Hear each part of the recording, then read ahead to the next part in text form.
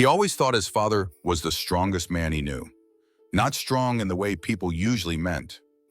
Not the kind that raised his voice or slammed fists on tables.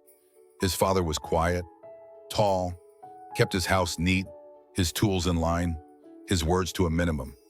When people talked about manhood, Eli pictured his father, alone in his garage, the sharp smell of engine oil and coffee always lingering around him. Eli's parents divorced when he was 10. He stayed with his mother, of course. Everyone expected that. She was gentler, more expressive, but on weekends, and sometimes during school breaks, Eli would visit his father's small, rented house just outside town.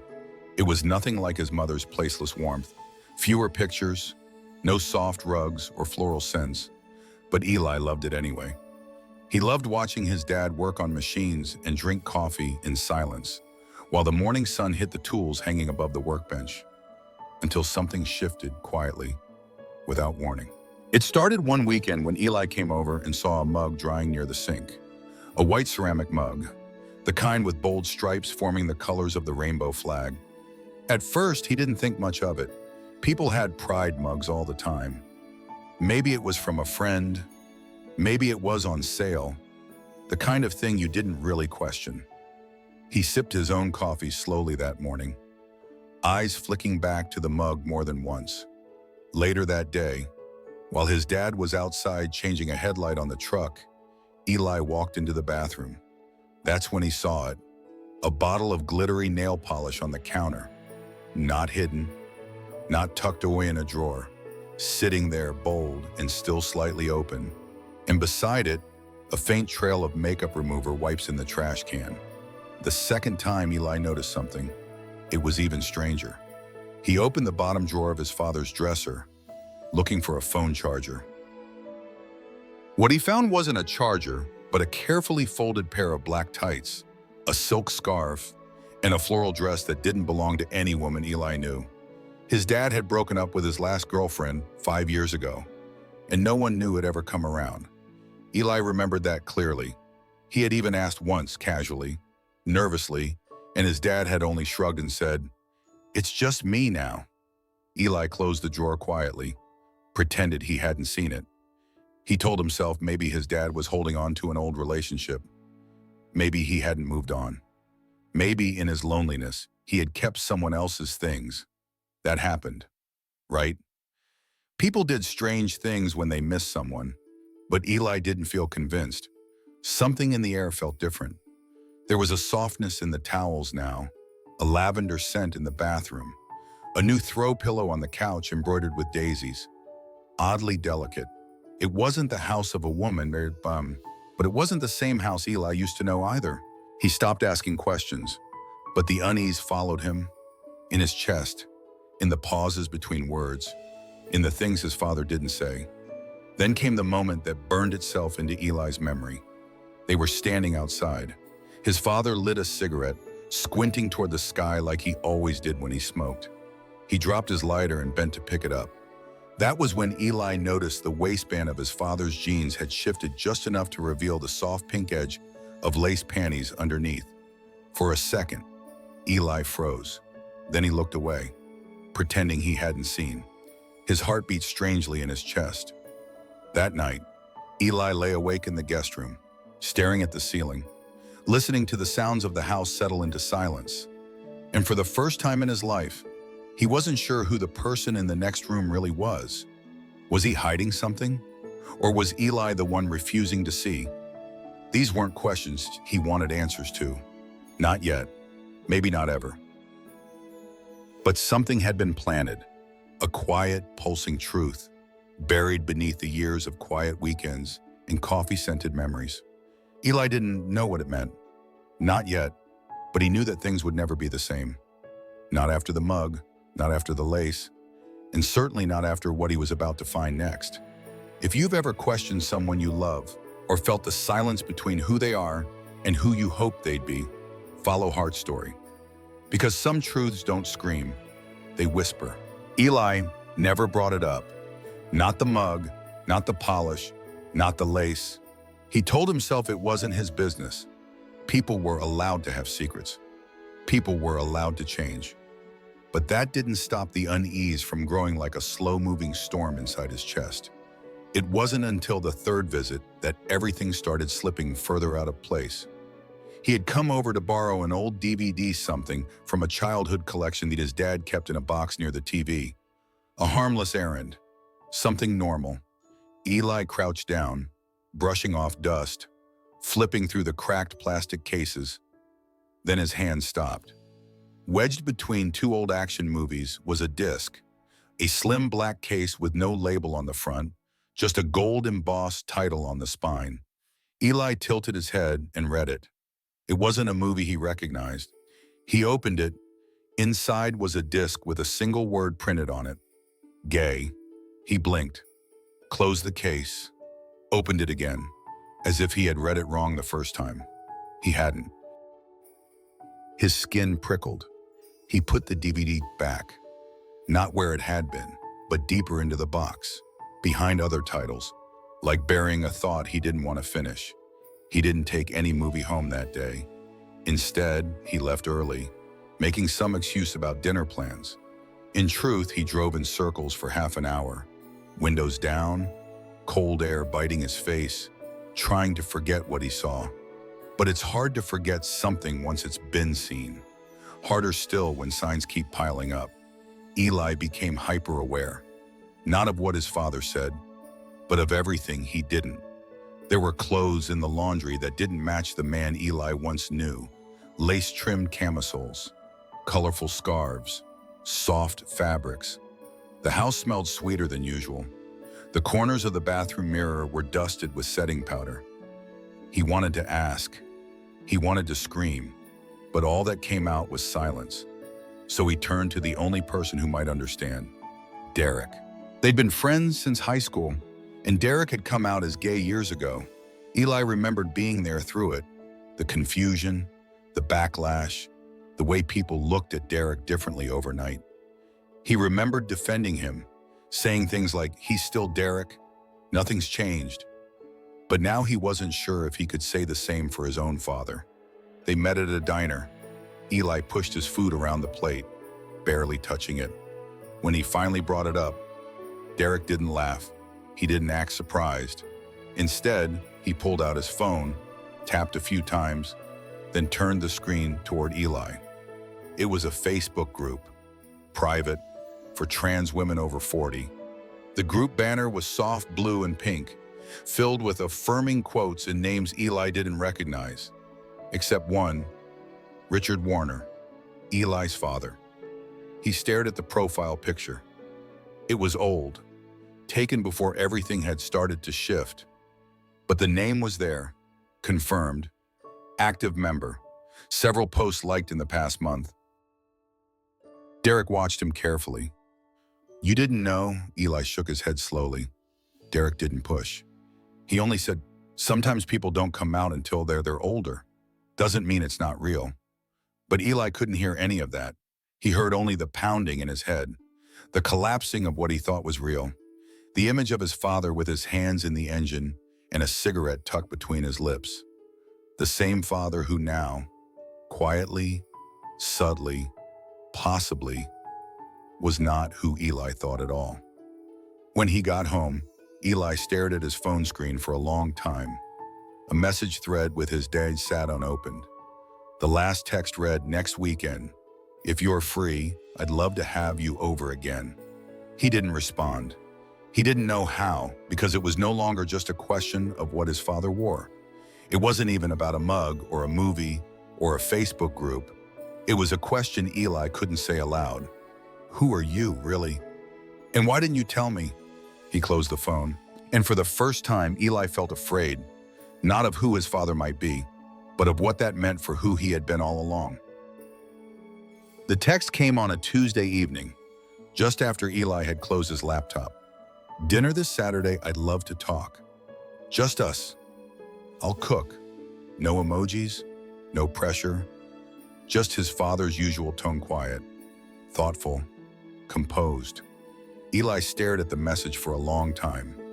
He knew what it meant. This wasn't just another weekend catch-up. It was something more, a truth waiting at the end of a meal, A confession served between courses. He didn't reply that night. He didn't reply the next. Instead, he let the days pass until it was Friday afternoon.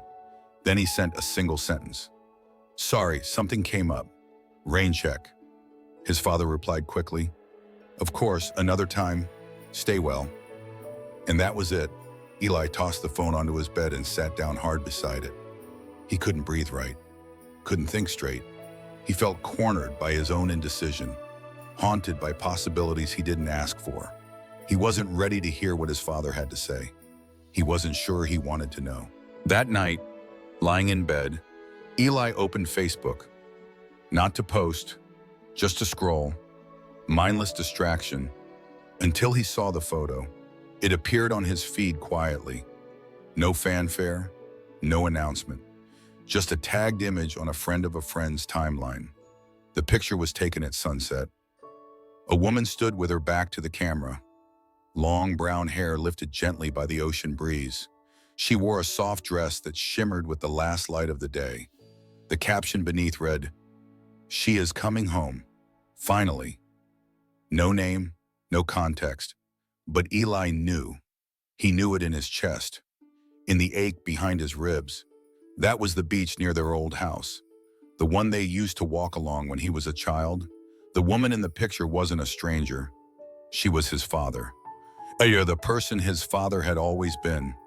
Suddenly everything made sense. The mug, the polish, the clothes, the quiet softness that had crept into the house.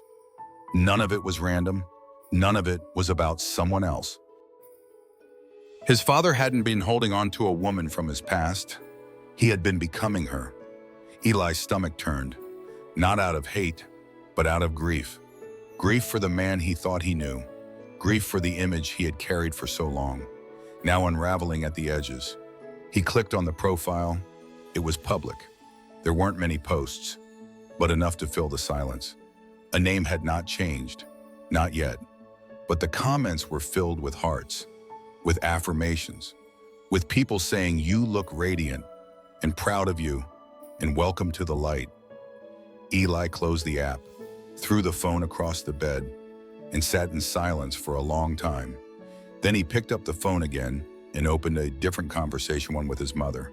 She answered on the third ring, her voice warm, curious. But Eli didn't mention the photo. He didn't mention the missed dinner.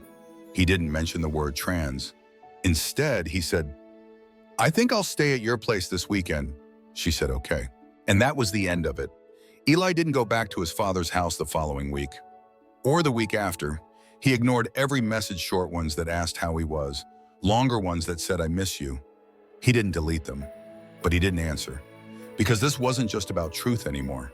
It was about distance and shame. Not because of who his father was becoming, but because Eli wasn't sure if he could love that person with the same shape of heart he had loved before he married. He felt small. He felt cruel. He felt like a stranger in his own skin. And through it all, one question pulsed beneath his ribs. Why didn't you tell me sooner? But the truth was, he had, in 100 quiet ways, and Eli hadn't been ready to hear it. The engagement party was meant to be simple. Just close family, some of Eli's mother's friends, and Callum's colleagues from the bank. White linen on rented tables, lanterns strung across the backyard, the smell of roasted chicken and expensive wine drifting through the late afternoon. Eli stood by the buffet table, holding a plate he didn't want. Callum was telling a story to a group of guests, gesturing widely, as if this celebration belonged entirely to him. His mother laughed politely beside him, hand resting lightly on his arm. To everyone else, they looked perfect, polished, functional. But Eli had started noticing things. The way Callum drank faster when people weren't looking, the way his voice changed when he thought no one could hear, the way he looked at Eli not as a stepson, but as an inconvenience. Still, Eli had said nothing. It wasn't his place. At least, that's what he kept telling himself. Until she arrived. At first, no one noticed. The gate creaked softly. A figure stepped into the backyard, hesitant but upright. She wore a black dress, simple, fitted, elegant. Her hair was tied back. Her hands clutched a small square box. And though she didn't say a word, her presence bent the air. Eli looked up and froze. It was her, the woman from the beach photo, the one whose back he'd seen through a Facebook post, the one he had not responded to, not acknowledged, not dared to name. It was his father. No, it was Riley. She stood at the edge of the party like a shadow that didn't belong, blinking against the brightness of all the eyes now turning her way. Someone whispered. Callum looked up, saw her. He stepped forward, quick and cold. "What are you doing here?" His voice was low, sharp, just loud enough to be heard by the nearest tables. Riley didn't answer. She looked at Eli, only at him, eyes wide, soft, searching. Eli said nothing. Callum moved closer. "I said, leave. This is a private event." Riley opened her mouth, then closed it. She held out the small box with both hands. "It's for Eli," she said, her voice quiet but steady. Callum didn't let her finish. He snatched the box from her hands and turned to one of the catering staff. "Get her out." The moment fractured. Some people watched with confusion. Others turned away, pretending not to see. A woman near the cake table laughed awkwardly, as if breaking the silence might fix what was happening. Riley stood her ground. "I'm not here to cause harm. I only wanted to give him this." Callum snapped. "You've done enough already." And then she left. No one stopped her, least of all Eli. He stood still, holding the same plate of food, watching, listening, remembering the way Riley's hands trembled slightly, the way her shoulders didn't fold even when Callum's words cut like ice. Later that night, long after the lanterns had dimmed and the last guest had gone home, Eli sat alone in his room. The small box was on the bed beside him, unopened. He stared at it for a long time before finally lifting the lid. Inside was a photo album, not a new one, an old one, faded edges, pages fraying. It was filled with pictures of Eli as a child, laughing at the beach, sitting on the hood of a car, wearing a superhero cape in the living room. His father, no. Riley was in many of them, smiling, holding him, sometimes looking into the camera, sometimes not. Tucked between two pages was a handwritten note, on paper the color of old cream, in a script that wobbled at the corners. "I don't expect forgiveness. I don't need acceptance. I only hope that one day, but when you're ready, you'll see that I didn't leave you. I left the version of myself the world forced me to be. I still love you. Always. And I kept these so you'd never forget that once. We were happy. Even if I was hiding." Eli ran his hand over the ink. It didn't make the room stop spinning. But it made something inside him soften. Not enough to call her. Not enough to undo the silence. But enough to realize she hadn't crashed the party to make a scene. She came to remind him that once, they belonged to each other. And maybe in time, they still could. Some betrayals don't arrive with shouting. They unfold slowly, hidden in the tone of a voice, in the weight of silence, in the way someone speaks when they think no one else is listening. It started with a phone call. Eli had left his charger in the kitchen and walked back to grab it. His mother was outside in the garden. Callum was in the dining room, pacing. His voice was low, impatient, and sharp at the edges. Eli didn't mean to eavesdrop, but once the words landed, they stayed. "No, I told you, the kid doesn't suspect anything. He thinks I'm doing this for love. Please." Eli froze. "You think I want to spend every weekend pretending to care about someone else's son? The house is in her name now. Once that's sorted, we're done." There was a long pause, then a final line. "As for Riley, if she comes back, I'll bury her with her own past." Eli stepped away from the door like it had burned him. He didn't sleep that night. Didn't tell his mother. Didn't speak to Callum again. Instead, he packed a bag, walked out the door before sunrise, and drove with no destination in mind, just away, just towards something that still felt real. It took him hours to build the courage. But by late afternoon, he was standing in front of a modest blue house on the quiet side of town. The paint was chipped, the garden overgrown, but the air around it felt still, like a place holding its breath. Eli knocked twice. The door opened slowly. Riley stood there without makeup, in an oversized sweater, hair tied back. Her eyes widened when she saw him, but she didn't speak. Eli didn't either. He stepped forward and hugged her. No words, just a long, aching silence. When he finally pulled back, he whispered, "I read the letter." Riley nodded. Her hands shook slightly, but her face didn't crumble. She led him inside. The house was small, quiet. There were books on the shelves, a framed print on the wall that read, "Become who you needed when you were younger." Eli noticed a drawer slightly ajar in the hallway. Inside, he saw the edge of a paper folder. Riley followed his gaze. "I was going to leave everything to you," she said softly. "There was a will, years ago, before I had the courage to be myself." Eli turned to her. "What happened?" She looked away. "I tore it up. The night I saw the way you looked at me. I thought if you hated me, you shouldn't have to carry my name. Or my mistakes." Eli said nothing, but something inside him broke. Not from anger, from grief. Grief for what had been lost in the space between what they could say and what they never dared to. He reached into his bag, pulled out the album. "I brought this back," he said. She held it like something sacred. They sat for hours, flipping through old memories. For once, not trying to fill the space with explanations. Just being, just remembering. And somewhere in the quiet, Eli said it aloud. "Mom."